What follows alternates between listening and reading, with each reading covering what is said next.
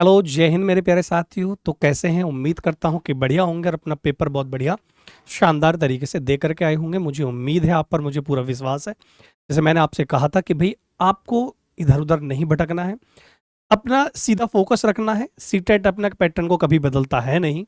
तो आपने देखा होगा कि इधर उधर की चीज़ें भी, कुछ चीज़ें पढ़ा देते हैं टीचर्स, लेकिन हम पर उन पर ध्यान नहीं देना है। एक्चुअल में सीटेट का ये आप देखिएगा उठा करके पैटर्न रहा है कि कभी वो अपने पैटर्न को बदलता नहीं है, प्रीवियस ईयर के अकॉर्डिंग ही आगे चलता रहता है।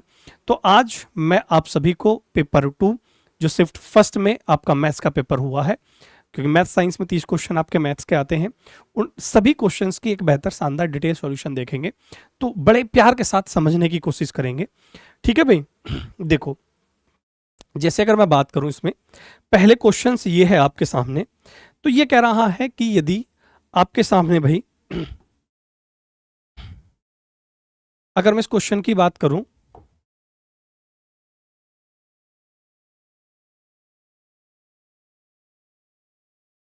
ठीक है, अगर मैं इस क्वेश्चन की बात करूं तो ये कह रहा है कि 7x minus 1/4 minus 1/3 into 2x minus 1 minus x upon 2 बराबर 10/3 है।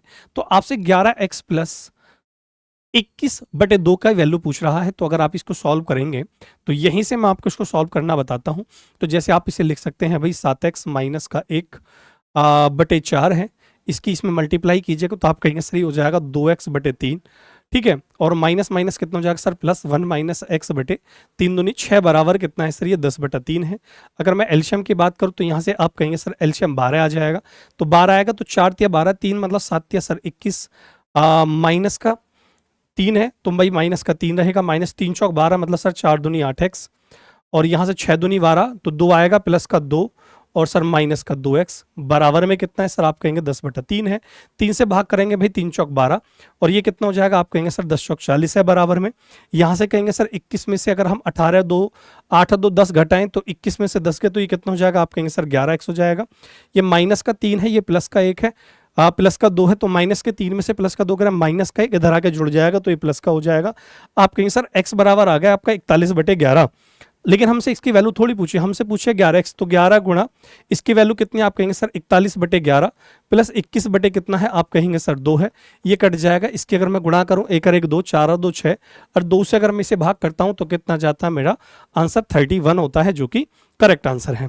ठीक है, चलिएगा अगर मैं इसमें वाले क्वेश्चन की बात करूं, क्वेश्चन नंबर अगर मैं 32 की बात करूं, तो ये कह रहा है कि one of the factors 5 into 2x minus 4y plus 4x square plus का 16y square minus 16xy minus का 6 है। तो आपको इसकी वैल्यू बतानी है कि भाई कितनी होगी। अगर मैं आपसे यहां से बात करूं तो इसको आपको सॉल्व करोगे, देखो 5 लिखा हुआ है, 2x माइनस का 4y है। अगर मैं यहां से बात करूं, देखो तो जैसे यहाँ पे ये 6 है, अगर मैं यहां से कहूं तो आप इसे लिख सकते हो सर 2x का स्क्वायर लिख सकते हो, इसे आप लिख सकते हो सर 4y का स्क्वायर लिख सकते हो। लेकिन यहाँ लिखोगे 2ab है तो भाई आपका ये 16xy होगा, और ये माइनस का 6। अगर मैं यहाँ इसकी बात करूं तो ये 2x माइनस आप कहेंगे सर 6 इंटू ये आपका कितना है भाई 2x माइनस 4y है, और ये माइनस का आपका 6 है। ठीक है, अब अगर मैं आपसे ये कह दूं यहाँ से कि भाई आप 2x माइनस 4y बराबर k मान लो, तो आप कहेंगे सर बिल्कुल मान सकते, तो इसको लिख सकते हैं मैं 5k, है ना, तो इसको मैं 5k लिख सकता हूँ। और ये इसका एक्चुअल में क्या है, इसका स्क्वायर है, स्क्वायर है तो प्लस के लिखोगे आप 6k स्क्वायर और माइनस का 6 बराबर 0 लिख दोगे। अगर मैं इसको सॉल्व करूँ आपसे तो आप कहोगे सर 6 पंजे 30 लिख सकते हो, आप कहेंगे सर बिल्कुल लिख सकते हैं। अगर मैं इसकी बात करूँ 6 पंजे 30, या आप इसको अगर एक्चुअल में समीकरण लिखोगे 6k स्क्वायर प्लस का 5k माइनस का 6 बराबर 0, ऐसे लिख सकते हो आप। अगर मैं यहाँ से बात करूं तो आप कहोगे 6 छंग 36, 36 है, और 36 में से आप कैसे फैक्टर करो जो 9 जाए, तो 9 चौक 36, 9 में से 4 के 5, तो आप लिखोगे 6k square plus 9k minus का 4k और माइनस का 6 बराबर 0। अगर मैं यहाँ से एक बात करूं तो आप कहोगे सर यहाँ से 3k को माना जाएगा, तो 3 दूनी 6, 2k हो गया, प्लस का कितना हो गया भाई 3, और माइनस अगर यहाँ से 2k ले लोगे तो 2k प्लस का 3 बराबर का 0 हो जाएगा। तो यहाँ से अगर मैं बात करूँ तो ये इसके फैक्टर बने 2k प्लस का 3, और यहाँ से बने भाई आपका 3k माइनस का 2। अब k की वैल्यू पुट करके देख लो यहाँ से, अगर मैं k की वैल्यू पुट करूँ यहाँ से तो k की वैल्यू, अब देखो k की वैल्यू कितनी मानी है हमने, 2x माइनस का 4y। अब यहाँ इसको मैं समझा रहा हूँ, तो 2k की वैल्यू कितनी होगी, 2x माइनस का 4y और प्लस का 3 है। यहां बात करोगे तो 3 इंटू के की वैल्यू कितनी है, 2x माइनस का 4y और माइनस का 2 है भाई। ठीक, अगर यहाँ से इसकी गुणा करोगे, दो दूनी कितना हो जाएगा, आप कहेंगे सर 4x हो जाएगा। इसकी उसमें गुणा करोगे तो माइनस का 8y हो जाएगा प्लस का 6। पहले तो ये देखो ऑप्शन में है 4x माइनस 8y प्लस का 3 है ये आपका। ठीक है, दूसरा अगर मैं इस वाले समीकरण की बात करूं 3k, तो 3k की बात करोगे, इसकी इसमें गुणा करोगे तो 3 दूनी कितना हो जाएगा, आप कहेंगे सर 6x है। इसकी इसमें गुणा करोगे भाई अगर मैं इसकी बात करूं तो आप कहेंगे सर 3k 3k के की वैल्यू 2x हो गई, तो 3 दूनी 6x और माइनस के इसकी इसमें गुणा करोगे तो माइनस के 4 तिया 12 है ना, 12y और माइनस का भाई ये कितना है आपका 2 है। तो अगर मैं इनके फैक्टर की बात करूं यहां से तो 4x माइनस 8y प्लस का 6 और यहां से 3x माइनस का 12y प्लस का 2। अब मैं अगर यहां से कॉमन की बात करूं तो यहां से क्या कॉमन ले सकते हो, आप कहोगे सर 2 कॉमन ले सकते हैं, तो 2 तिया 6x माइनस का कितना हो जाएगा 4y माइनस का 1, तो 3x माइनस का 4y माइनस 1 है। एक्चुअल में एक बार और सवाल को देख लीजिएगा, कहीं कोई मिस्टेक तो नहीं हुई है। जैसे मैंने कहा कि ये हो गया आपका 5 into 2x minus 4y, 5 into 2x minus का 4y प्लस का 6 है ये, 6 मतलब 4, इसको लिखोगे a स्क्वायर, ये हो गया आपका b स्क्वायर माइनस का 2ab है, तो ये होगा 2x और ये हो गया आपका 2x और आपका ये हो गया 2x स्क्वायर मतलब 2ab, तो 2x माइनस 4y का होल स्क्वायर हो गया। और ये बाहर में प्लस का 6 है, बिल्कुल भाई ये प्लस का 6 है, माइनस का 6 यहाँ हो गया। अगर मैंने कहा कि भाई 2x माइनस का 4y बराबर k मान लेते हैं, तो अगर मैंने इसकी जगह k माना तो ये हो गया आपका 5k, ये हो गया आपका 6k स्क्वायर, ये k स्क्वायर की वैल्यू है। ठीक है, 6k स्क्वायर और माइनस का 6 बराबर 0 है, इसको मैंने लिखा भाई 6k स्क्वायर प्लस का 5k माइनस का 6 बराबर 0, 6 छंग 36, तो 36 का अगर मैंने कहा 6 स्क्वायर प्लस 9k, 9 चौक 36, 9 में से 4 के 5, 9k माइनस 4k माइनस 6 बराबर 0। अगर मैं यहाँ से आपके कॉमन की बात करूँ तो कॉमन की बात करूँ तो 3k कॉमन ले, 3 दूनी 6, 2k प्लस का और 3 तिया 9, तो 3 बचा, 3 के बाहर आ गया माइनस का 2, यहां से 2 कॉमन ले में अगर हम तो 2 दूनी 4k और माइनस प्लस माइनस माइनस का 3, तो ये 2k प्लस का 3 इंटू 3k माइनस का 2 है भाई। अब यहां से हमें बताना था कि हमारा जो इसका फैक्टर क्या है, इसका गुणनखंड क्या है। इसके गुणनखंड की बात की तो अगर मैंने कहा कि 2k प्लस 3 और 3k माइनस का 2, k की वैल्यू थी 2x माइनस का 4y, 2x minus 4y, k की वैल्यू लिखी मैंने 2x माइनस 4y और ये प्लस का आपका 3 था। तो अच्छे यहां थोड़ा सा देखो ये है भाई आपका। ठीक है, यहां पर देखो थोड़ा सा आपको बताता हूं, यहां पे थोड़ी मिस्टेक हुई, वो क्या हुई वो आपको बताता हूं। देखो जैसे इस वाले पेन को लेते हैं, 2k है तो 2 की वैल्यू इसमें दो, देखो k की तो गुणा करोगे, k की गुणा करोगे 2 दूनी कितने हो गए, 2 दूनी 4k, देखो k की जगह लिखोगे 2x माइनस 4y, तो 2 की गुणा इसमें कर दो, 2 दूनी कितने हो गए, आप कहेंगे सर 2 दूनी 4x माइनस का 8y और प्लस का 3, ये कहीं देखो ऑप्शन में 4x माइनस 8y प्लस का 3, 4x माइनस 8y प्लस का 3, एक तो ये रहा, क्या ये वाला भी है। इसकी अगर मैं बात करूं तो 3 की गुणा करो तो 3 दूनी कितना हो जाएगा, आप कहेंगे सर 6x और फिर 3 की गुणा करोगे 3 चौक 12 माइनस का 12y और माइनस का कितना है भाई 2 है ये। अगर मैं यहां से कुछ कॉमन लेना चाहूं तो कॉमन ले सकते हो, आप कहेंगे सर 2 कॉमन ले सकते हैं, तो 3x माइनस का 4y माइनस का 1, क्या ये कहीं है, सॉरी 6y, 3x देखो एक ये भी है 3x माइनस 6y माइनस का के और एक इसका ये भी है, तो इसके ना 2 फैक्टर ऐसे आ रहे हैं, मतलब 2 ऑप्शन है इसके जो आपका आ रहे हैं। तो इस वाले क्वेश्चन पे तो भैया सभी को आपको नंबर मिलेगा, क्योंकि इसमें 2 ऑप्शन आपके बन रहे हैं। कितने ऑप्शन बन रहे हैं भाई, इसमें आपके 2 ऑप्शन बन रहे हैं। ठीक है, तो भैया इसको ध्यान से देख लेना मेरे प्यारे साथियों। अगर मैं इस वाले क्वेश्चन की बात करता हूं तो इसमें क्या है, ये कह रहा है कि कोई दुकानदार है एक पंखे को भाई जो खरीदता है वो 1500 रुपए में खरीद लेता है और इस पर 2500 रुपए अंकित मूल्य करता है, तो एमआरपी जो कर रहा है वो 2500 रुपए कर रहा है और अंकित मूल्य करने के बाद 20% का इस पर डिस्काउंट दे रहा है, तो 2500 का 20% का डिस्काउंट दिया तो कितना होगा, 8 बटा 25 × 200, तो इसको मतलब उसने कितने का बेग दिया, तो आप कहेंगे सर 2000 का बेग दिया। अरे 2500 का अगर 20% डिस्काउंट दिया तो 80% मतलब 25 × 200 2000 और 250 का एक और दे दिया डिस्काउंट, तो कितना हो गया भाई, ये आपका 1750 हो गया। यदि कोई ग्राहक पंखे को भुगतान पर खरीदता है तो कितना लाभ होगा भाई, उसने 1500 का खरीदा और 1750 का बेचा तो 250 का लाभ हो गया इसका, ये करेक्ट आंसर हो गया भाई। ठीक है, आगे देखो भाई नेक्स्ट, अगर मैं क्वेश्चन नंबर बात करता हूं आपके 34 की, अब ये कह रहा 4, 10, 12, 24 में अगर x जोड़ा जाता है तो देखो ऐसा सवाल करने के लिए मैंने आपको ट्रिक बताई थी। जैसे यहाँ आपने लिख लिया भाई 4/10 और ये लिख दिया आपने 12/24। ठीक है, तो मैंने बताया कि पहले इनका डिफरेंस देखो कितना है, 6 है। यहाँ डिफरेंस कितना है, 12 है। इसकी इसमें गुणा करो तो 12 चौक कितने हो गए, 48। इसकी इसमें गुणा करो 12 चौक 12 छंग कितने हो गए, 72। यहाँ डिफरेंस कितने का है भाई, 6 का है। 48 में और 72 में डिफरेंस कितने का है भाई, 12 में से अगर 8 घटाएंगे तो 4 बचेगा। 24 का डिफरेंस है, तो अगर मैं 1 यूनिट की वैल्यू निकालू 4, मतलब 4 जो वैल्यू आ गई वो x की आ गई, x की वैल्यू 4 आ गई, तो 4 दिया 12 और एक कितने हो गए भाई, 13। तो इसका जो आंसर होगा बाबू वो 13 होगा, क्योंकि x की वैल्यू आपकी आ गई 4। तो यहां रखोगे 4 दिया 12 प्लस 1 13। सबसे जानदार ट्रिक है इस सवाल को सॉल्व करने की। क्वेश्चन नंबर 35 कह रहा अगर ये दोनों समपूरक कोण है, समपूरक कोण क्या होते हैं, सप्लीमेंट्री एंगल होते हैं जिनका सम 180 डिग्री होता है, तो इनको जोड़ लो। जब जोड़ोगे तो 3 और 2 कितने हो गए, आप कहेंगे सर 5x प्लस, और ये कहोगे सर प्लस नहीं कहोगे, प्लस माइनस के 30 है, प्लस के तो माइनस का 10 बचा भाई। 5x माइनस 10 बराबर कितना बचा, 180। और इसको इधर ले जाओगे तो कितने हो गए भाई, 5x बराबर कितने हो गए, 190। और 5 से अगर इसको काटोगे तो कितना आएगा, 5 से करोगे भाई 5 दूनी 5 तिया 15, कितना करोगे भाई यहां से 5 तिया 15।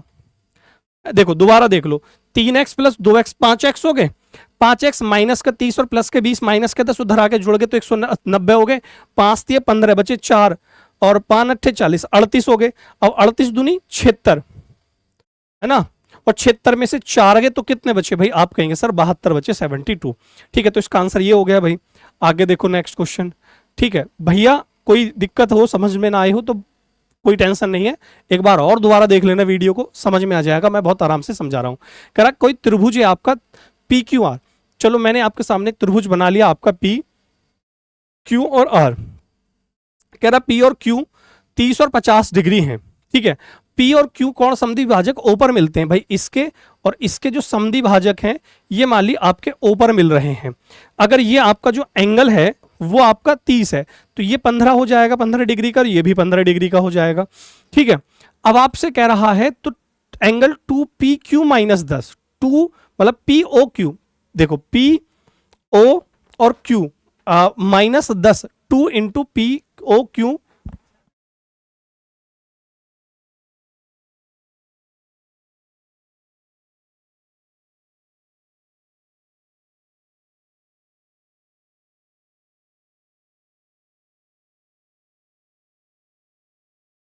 चलो देखो भाई थोड़ा सा जल्दी करते हैं। कह रहा है कि ट्रायंगल किसी त्रिभुज पी क्यू आर के, पी क्यू आर के, पी और क्यू 30 और 35 है, 30 और 50 है। अगर ये 15 हुआ तो ये 15 हुआ तो ये आपका 25 डिग्री हो गया। पी और क्यू के समद्वि भाजक अगर ऊपर मिलते हैं, अगर ये आपके समद्वि भाजक का मतलब होता है आपके समद्वि भाजक का मतलब उसको बराबर दो भागों में डिवाइड कर देते हैं। तो ये वाला जो अगर मैं इसके एंगल की बात करूं आपसे तो 25 और 15 कितने हो गए, आप बताओ। 25 और 5 कितने हो गए, आप कहेंगे सर 40। 25 और 15 हो गया आपके 40, 40 तो ये हो गया आपका 140, 140 में से दुगना करोगे 280 में से 10 के 270, इसका आंसर आ जाएगा। इसमें करा कौन सा ऐसा कोण है जो भुजा नहीं बना सकता किसकी, समकोण की। तो अगर हम बात करें तो देखो समकोण होता क्या है, ये होता है आपकी कि भाई परपेंडिकुलर प्लस बेस का स्क्वायर जो है वो हाइपोटेनस के स्क्वायर के बराबर होना चाहिए। तो इसमें अगर हम बात करें तो 8 16 12 ऐसा है जो नहीं है भाई। 8 का वर्ग करोगे 64 और 12 का वर्ग करोगे 144, जो कि बराबर नहीं होगा 16 का वर्ग 256 के। ठीक है, चलिएगा आगे देखिएगा भाई। नेक्स्ट अगर मैं बात करूं क्वेश्चन नंबर 38 की बात करूं तो इसमें घूर्णन सममिति जो नहीं है तो वो ई में नहीं है आपकी घूर्णन सममिति, एच में भी है। देखो ये इसमें अगर आप इसको 180 डिग्री घुमाओगे, इसको 180 डिग्री घुमाओगे, और अगर आप इसे कितना भी घुमा दो 360 डिग्री घुमा दो चाहे, तो सभी में आपके रोटेशन सिमेट्री है, लेकिन ई में आपकी रोटेशन सिमेट्री नहीं है। 39वें क्वेश्चन की बात करें तो ये कह रहा कि PQRS एक आपका पैरेललोग्राम है। तो मैं आपके सामने यहाँ बना देता हूँ, जैसे कि मैंने यहाँ एक छोटा सा आप सभी के सामने ये बनाया, एक PQRS एक आपका है, और ये आपके PR और QS। देखो ये वाले आपके PR PQRS, ये थोड़ा सा इसको दोबारा सही से बनाता हूं। देखो जैसे कि मैंने आपके सामने एक आपका पैरेललोग्राम बनाया ये, तो यहां मैंने PQRS, और ये कह रहा है कि PR और QS, देखो PR और QS जो है ये आपके किसी O बिंदु पर मिल जाते हैं। ओपी कह रहा एक्स प्लस वाई है, ओपी ये वाला जो बिंदु है ये आपका एक्स प्लस वाई है, ठीक है। और इसके बाद कह रहा ओ क्यू, ओ क्यू ये वाला जो है आपका 20 है, ठीक है। ओ एस कह रहा वाई प्लस 7 है, ओ एस, ओ एस ये वाला आपका वाई प्लस कितना है भाई 7 है, और ओ क्यू जो है वो आपका 20 है, ओ क्यू 20 हो गया, ओ आर जो है आपका वो 60 है, तो ओ आर ये वाला जो हो गया आपका कितना हो गया भाई 16 हो गया। तो आपको पता होगा कि पैरेललोग्राम के जो डायगोनल होते हैं वो एक दूसरे को समद्विभाजित करते हैं, समद्विभाजित करते हैं। तो इसमें अगर मैं बात करूं आपसे तो देखो अगर मैं इसमें बात करूं, थोड़ा सा इसको साफ तरीके से बनाता हूं और इसको साफ तरीके से यहां आपको समझा देता हूं, ठीक है। यहां आपको बना करके इसको अच्छे से समझा देता हूं। देखो जैसे मैंने आपके सामने ये बनाया, देखो ठीक है, पी क्यू आर एस, ये करा पी क्यू, और ये आपके किसी बिंदु ओ पर मिल जाते हैं, ओ बिंदु पर आपके मिल जाते हैं। फिर आपसे कह रहा है कि ओपी एक्स प्लस वाई है, क्या कह रहा है भाई ओपी, देखो ध्यान समझना, ओपी एक्स प्लस वाई है, ओपी ये वाला जो है आपका एक्स प्लस वाई है, ओ क्यू 20 है, ओ क्यू ये वाला जो है आपका कह रहा है भाई 20 है, ठीक है। फिर कह रहा ओ आर 16 है, ओ आर ये वाला जो है आपका 16 दे रखा है, ओ एस अगर मैं इसकी बात करूं तो ये आपका y प्लस 7 दे रखा है। तो आप कहेंगे सर y प्लस जो 7 है वो 20 के बराबर है, तो y किसके बराबर हो जाएगा 20 में 7 के 13 के बराबर, x प्लस वाई 16 के ये कितना है आपका x plus y, x plus y जो है वो आपके 16 के बराबर, y 13 है तो x बराबर कितना हो जाएगा 3 हो जाएगा। आपसे कह रहा 7x माइनस का y, तो 7x करेंगे तो x के वैल्यू 7 या 21, और 21 में से अगर आपसे मैं कहूं 13 घटाओ तो कितना जाएगा 8 आ जाएगा, कितना जाएगा भाई 8 आ जाएगा, ठीक है। आगे देखो अगर मैं इस क्वेश्चन की बात करूं, किसी समलंब के परिमाप और क्षेत्रफल 52 और 128 है, इसकी असमांतर भुजाओं का योग 20 है, तो इसके समांतर भुजाओं के बीच की दूरी कितनी है। देखो अगर आप एक ट्रेपीजियम बनाते हैं, ठीक है, तो ये आपके कह रहा है कि इसका एरिया जो है वो 52 है, और सॉरी पेरीमीटर इसका 52 है, पेरीमीटर 52 है। अगर 52 है असमांतर भुजाओं, मान लिया अगर मैं इसका नाम दे देता हूं यहां ए बी सी डी, तो इसकी पैरेलल क्या होंगी असमांतर भुजा हो गई आपकी, मान ली ए डी और बी सी, इनका योग दे रखा है। अगर मैं आपसे कहूं कि भाई a d plus b c जो है इनका योग 20 है, तो भाई ए बी का और प्लस डी सी का कितना हो जाएगा भाई 52 में से 20 घटा दो 32 हो जाएगा, ठीक है भाई कितना हो जाएगा 32, इनके बीच की दूरी पूछ रहा है। तो क्षेत्रफल क्या होता है 128 बराबर 1/2, समांतर भुजाओं का योग इंटू ऊंचाई हमसे पूछ रहा है, 2 से करो 16, 16 अट्ठे 128, तो इसका आंसर भी 8 आ गया भाई, कोई दिक्कत नहीं है। 41वें क्वेश्चन की बात करें, एक आयताकार है भाई, ये मैंने एक आपके सामने आयत बनाया, क्षेत्रफल 48 है, इसकी एक भुजा 6 है, तो क्षेत्रफल होता है लंबाई गुणा चौड़ाई, मतलब लंबाई गुणा चौड़ाई अगर 48 है, मैंने कहा अगर इसकी लंबाई 6 है तो इसकी जो ऊंचाई है वो कितनी हो जाएगी, आप कहेंगे सर 8 हो जाएगी, ठीक है कितनी हो जाएगी भाई, अगर ये भाई 6 है तो ये आपकी 8 हो जाएगी।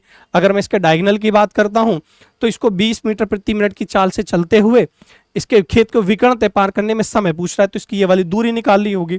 अगर ये वाली दूरी निकालनी है, अगर मैं कहूँ ये 6 है ये 8 है, तो भाई ये आपका 90 डिग्री होता है, ये आपका 10 हो जाएगा, कितना हो जाएगा 10 हो जाएगा। जब आप इसको सॉल्व करोगे तो 30 सेकंड का आंसर समय बराबर दूरी बेटे, आप चाल सॉल्व करोगे तो इस वाले से आपका आंसर करेक्ट और राइट आ जाएगा भाई, कोई दिक्कत परेशानी वाली ऐसी बात नहीं है, इसको सॉल्व करके देख लेंगे, ठीक है ऐसे ही सॉल्व कर लेंगे। अब जैसे अगर मैं इस वाले क्वेश्चन की बात करूं, देखो ये कह रहा है कि भुजा आपकी 8, 6, 10 वाले 3 भुजाओं को पिघलाकर एक ठोस घन बनाया जाता है, तो इन प्रकार बने घन की भुजा क्या है। तो देखो आप इसको ऐसे लिख सकते हैं 6, 8, 10, ठीक है। अब जैसे अगर मैं इसको अगर आपके सामने अगर मैं ट्रिपलेट की बात करूं तो ये होता है 3, 4, 5, 6, ऐसे लिख लिया करो, तो ये इसका 2 गुना, इसका 2 गुना, इसका 2 गुना, तो आप इसका भी 2 गुना कर दो, आंसर सीधा डायरेक्ट 12 आ जाएगा। इस तरीके से आप जल्दी आंसर, ठीक है चलिएगा भाई और देखो आगे, ठीक है और जल्दी से देख लीजिएगा। अगर मैं इसकी बात करूं प्रक्षेपणों की बात करूं कि भाई 30 इसका मतलब आपको मीडियन बताना है और बहुलक बताना है, उनका माध्यक बताना है। जब हम इसको सॉल्व करेंगे, अब देखो माध्यक निकालने के लिए आरोही क्रम में लगा लो, और आरोही क्रम में लगा के मैंने बता रखा है बहुलक जिसकी सबसे ज्यादा बारंबारता होती है। तो इसका आंसर जो हो जाएगा वो आपका 53 हो जाएगा। ठीक है, अगर मैं यहां से बात करूं अच्छी तरीके से फेंटे के ताश की गड्डी से निकाले गए 10 कितने होंगे भाई आपके 4/52 होंगे। और यहां से बात करें तो लाल बादशाह कितने होंगे भाई 2/52 होगा। तो 4 और 2 कितने होंगे भाई 6/52। अगर मैंने इसे 2 से काटा तो कितना आ गया भाई 3/26 आ गया, जो कि हमारा सही जवाब हो गया भाई। अब बताओ कोई दिक्कत है भाई?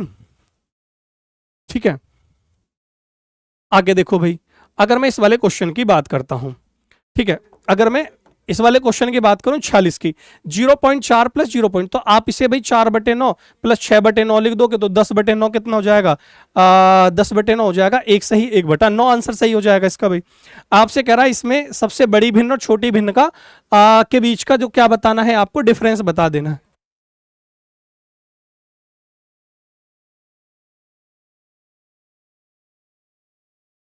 ठीक है, 4/7 9/16 एक सही। इसकी अगर आप सॉल्व करोगे तो 81/112 आ जाएगा। इसको सॉल्व करके देख लीजिएगा। ठीक है, आगे देखो भाई, नेक्स्ट अगर मैं बात करूं 48 की, तो 48 में बात करें तो ये करा किसी संख्या के वर्ग उस संख्या की इकाई से अगर 2 अधिक है तो कौन सा उस वर्ग की इकाई का अंक नहीं हो सकता। तो देखो अगर किसी भी संख्या का इकाई का अंक जो अंक है वो 2, 3, 7 और 8 नहीं हो सकता।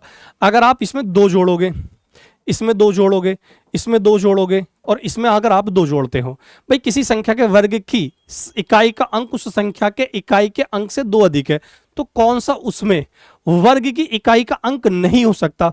तो अब हम बात करें अगर यहां से तो देखो 6, भाई देखो किसी भी संख्या का अंक 2 नहीं हो सकता, 3 नहीं हो सकता, 7 नहीं हो सकता, 8 नहीं हो सकता। 9 और 2 11 1 आ जाएगा, 4 और 2 6 हो जाएगा, 5 और 2 7 है यहाँ, और यहाँ 6 2 8 है। तो अगर हम इसमें बात करें तो यहां से 2 ऑप्शन मुझे ऐसे दिख रहे हैं जिसके आंसर की बात करें तो अब मैं इसमें कौन सा आंसर बता सकता हूं। देखो किसी संख्या के वर्ग की इकाई का अंक उस संख्या के इकाई के अंक से 2 अधिक है, इकाई के अंक से 2 अधिक है, इकाई का जो अंक है 2 अधिक है, तो उस संख्या के वर्ग की इकाई का अंक नहीं हो सकता। तो इसमें भाई देखना पड़ेगा 6 होगा या फिर 5 होगा, ये चेक करना होगा, क्योंकि किसी भी संख्या की इकाई का अंक 2, 3, 7, 8 नहीं हो सकता है। ठीक है, चलो अगर मैं इस वाले क्वेश्चन की बात करूं 49 की, ठीक है, ऐसे 2 क्वेश्चन हो गए हैं जिनमें आपने देखा होगा आंसर एग्जैक्ट नहीं आया है। अगर मैं इसकी बात करूं a बराबर 1 और b बराबर अगर 5 रखूं तो 2 a की वैल्यू अगर मैंने यहां 1 रखी और यहां 1 रखी तो 1 एकम 1 तो आ गया, यहां 2 आ गया, लेकिन b की वैल्यू यहां नहीं आएगी। तो इसमें a की वैल्यू 5 और b की वैल्यू 1 रखेंगे तो इसकी वैल्यू सही आ जाएगी। a की वैल्यू 5 रखेंगे, 2 5 और 5 जब इसकी गुणा करेंगे तो 125 आपको यहां देखने को मिलेगा, सही हो जाएगा आंसर। ठीक है, चलो भाई आगे, अगर आप इस वाले सवाल को सॉल्व करते हैं तो ये कह रहा है a माइनस बी 11/5 है, ए बी बार आपका 3/4 है, a प्लस बी का आप इसको सॉल्व डायरेक्ट भी कर सकते हैं इस वाले फार्मूले से कि भाई a माइनस बी का होल स्क्वायर प्लस का 4a भी लगाएंगे तो आप इसको सॉल्व कर सकते हैं, कोई दिक्कत वाली बात नहीं है। और यहां से इसका आंसर 2 सही 4/5 आ जाएगा। ठीक है, चलेगा। और देखो भाई आगे नेक्स्ट, अगर अब यहां से, ठीक है, अब आगे अगर ये वाले क्वेश्चन की बात करें तो ये आपका पेडागोजिक क्वेश्चन है कि जब दशमलव संख्याओं को 1.5, 2.3, 0.23, 1.6, 0.034 को आरोही क्रम में व्यवस्थित करने के लिए कहा।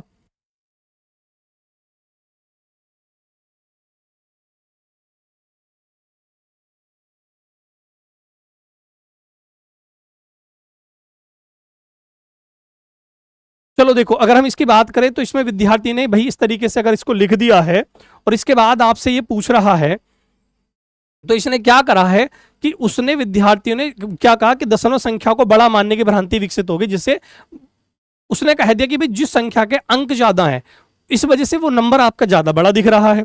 ठीक है, इस वजह से भैया यहाँ ये गलती है इसकी। क्वेश्चन नंबर अगर हम 52 की बात कर रहे हैं, 52 में कह रहा कि एक शिक्षक ने एक एक इकाई के वर्ग छांटने को कहा, एक इकाई के 6 वर्ग काटने को करा और इन वर्गों का उपयोग करके आप कितनी विभिन्न आकृतियां बना सकते हैं ये कहा। तो इसमें एक्चुअल में क्या है, बच्चों को सामूहिक रूप से संकलन करना चाहिए, याद किए हुए ये गलत है आपका, याद किए हुए।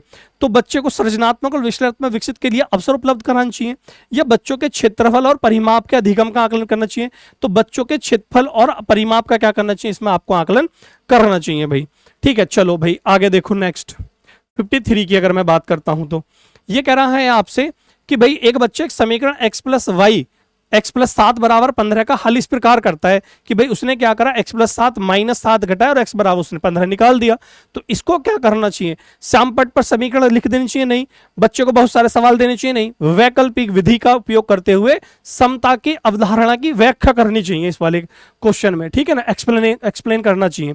अगर मैं इस क्वेश्चन की बात करूं एनसीएफ 2005 के अनुसार अंकगणित और बीजगणित के लिए महत्वपूर्ण वाली बात करें तो देखो इसमें क्या गलत होना चाहिए। सबसे पहले ये देखो, पैटर्न खोजना, याद करना, समीकरणों को याद करना, जहां भी है वो गलत, ये गलत, ये गलत, तो ये गलत, तो आपका आंसर नंबर 4 ठीक हो जाएगा। बस बाकी आपको चेक करके नहीं देखना है, ठीक है। इसे बोलते हैं हम ऑप्शन एलिमिनेशन मेथड। तो ऑप्शन एलिमिनेशन मेथड से आप इसको जल्दी सॉल्व कर सकते हैं।